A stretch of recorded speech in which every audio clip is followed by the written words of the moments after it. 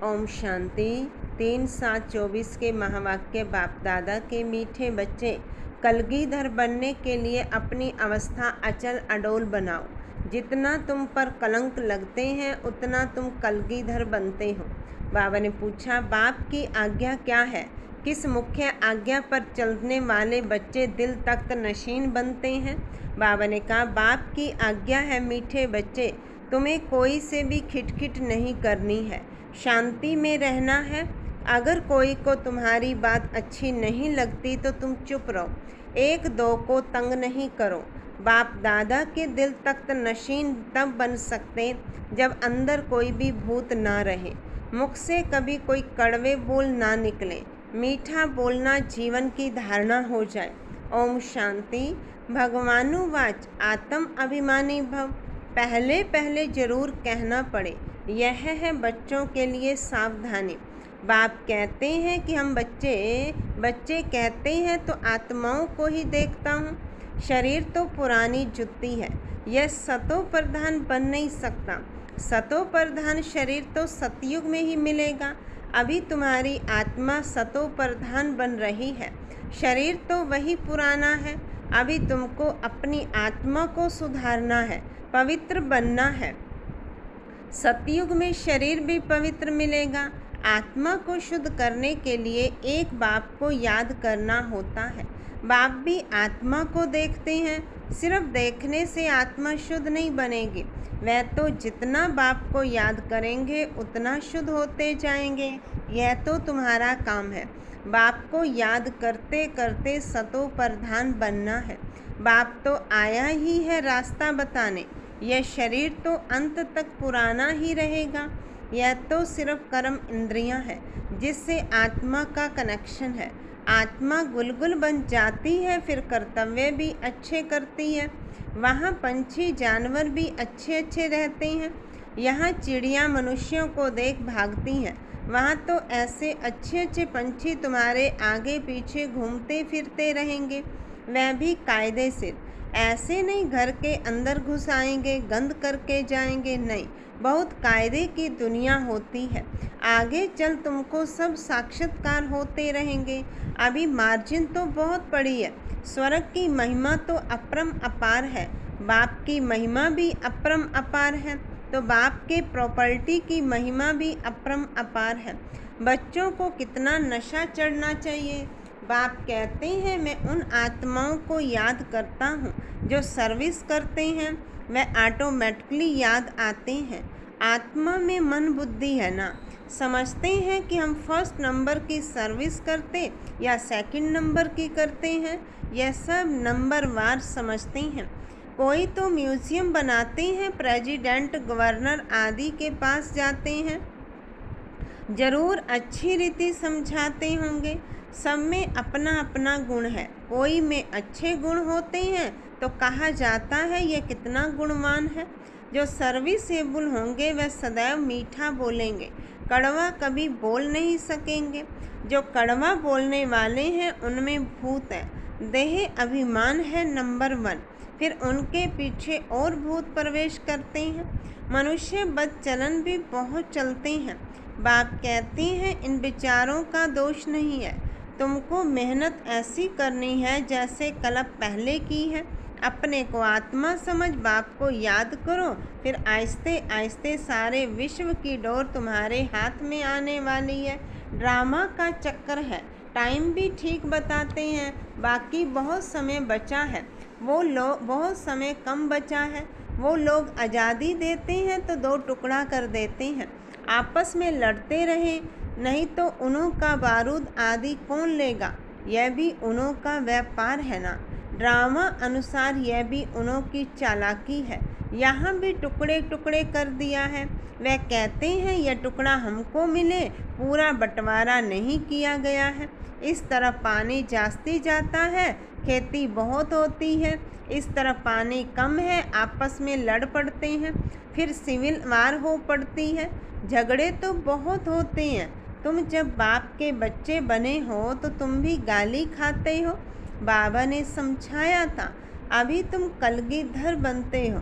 जैसे बाबा गाली खाते हैं तुम भी गाली खाते हो।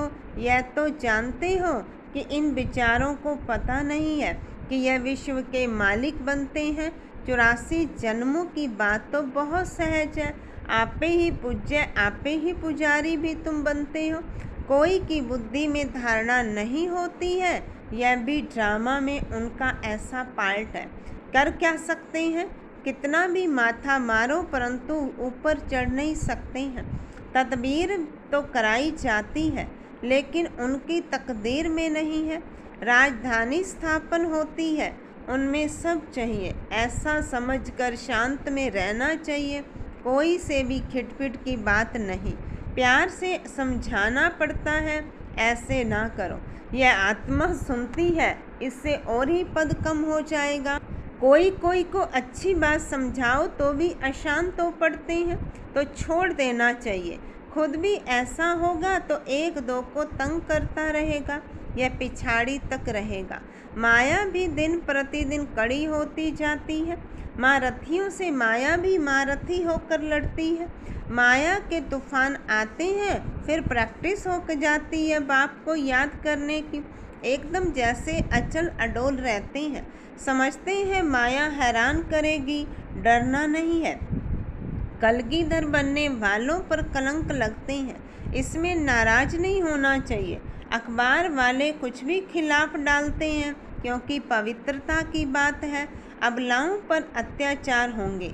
अकासुर बकासुर नाम भी है, स्त्रियों का नाम भी पूतना शूर्पणखा है। अब बच्चे पहले पहले महिमा भी बाप की सुनाते हैं। बेहद का बाप कहते हैं तुम आत्मा हो।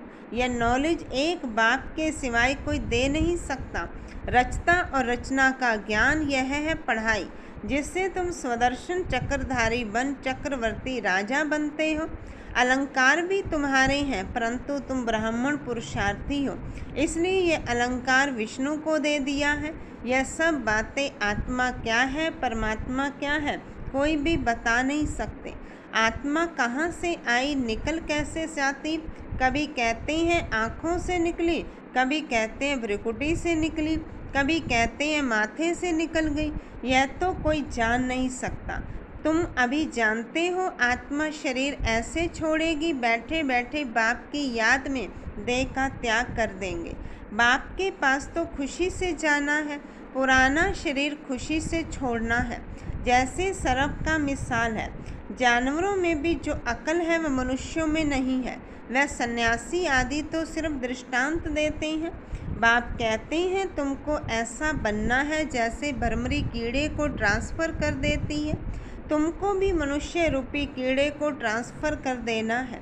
सिर्फ दृष्टांत नहीं देना है लेकिन प्रैक्टिकल करना है। अब तुम बच्चों को वापस घर जाना है। तुम बाप से वर्षा पा रहे हो तो अंदर में खुशी होनी चाहिए। वह तो वर्षे को जानते ही नहीं। शांति तो सबको मिलती है, सब शांति धाम में जाते हैं। सिवाय बाप के कोई भी सर्व की सद्गति नहीं करते। यह भी समझाना होता है तुम्हारा निर्वृत्ति मार्ग है, तुम तो ब्रह्म में लीन होने का पुरुषार्थ करते हो। बाप तो प्रवृत्ति मार्ग बनाते हैं। यह बहुत गुह्य बात है। पहले तो कोई को अल्लाह बे ही पढ़ाना पड़ता है। बोलो तुमको दो पाप हैं, हद का और बेहद का।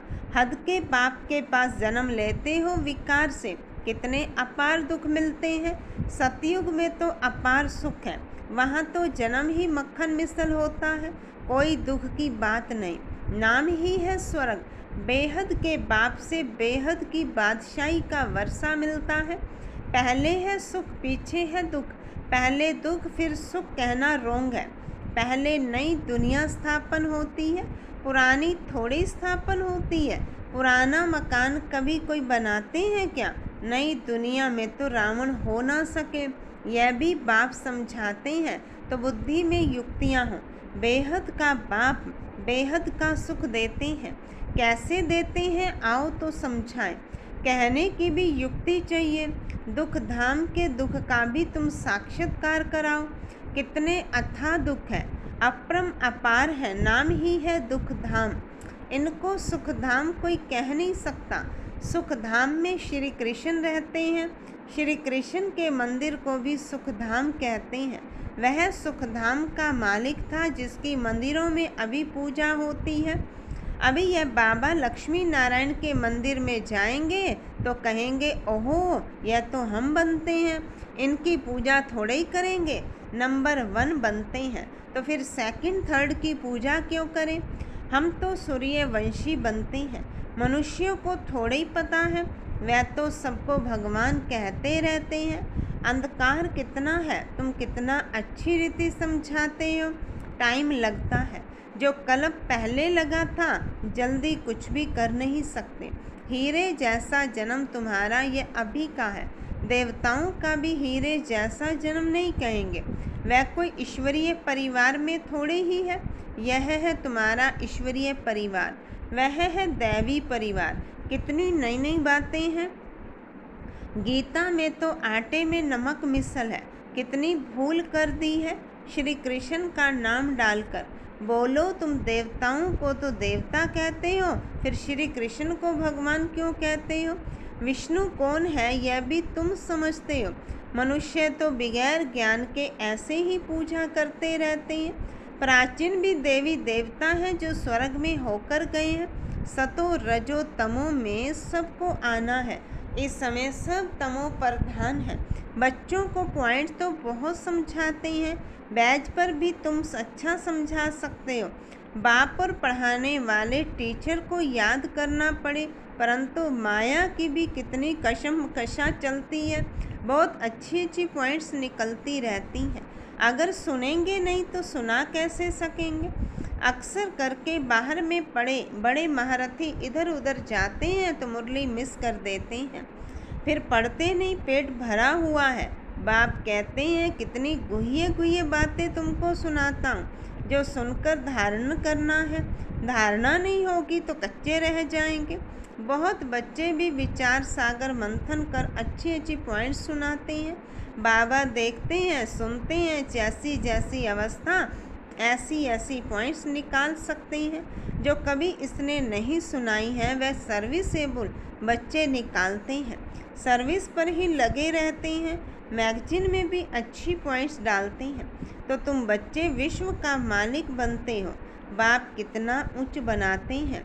गीत में भी है ना, सारे विश्व की बागडोर तुम्हारे हाथ में होगी, कोई छीन ना सके। या लक्ष्मी नारायण विश्व के मालिक थे ना, वाला जरूर बाप ही होगा, यह भी तुम समझा सकते हो। उन्होंने राज्य पद पाया कैसे, मंदिर के पुजारी को पता नहीं, तुमको तो अथाह खुशी होनी चाहिए, यह भी तुम समझा सकते हो। ईश्वर सर्वव्यापी नहीं, इस समय तो 5 भूत सर्वव्यापी हैं। एक एक में यह विकार है। माया के 5 भूत है, माया सर्वव्यापी है, तुम फिर ईश्वर सर्वव्यापी कह देते हो। यह तो भूल है ना। ईश्वर सर्वव्यापी हो कैसे सकता, वह तो बेहद का वर्षा देते हैं, कांटों को फूल बनाते हैं। समझाने की प्रैक्टिस भी बच्चों को करनी चाहिए। अच्छा, मीठे मीठे सिक्के लदे बच्चों प्रति माता पिता बाप दादा का याद प्यार और गुड मॉर्निंग।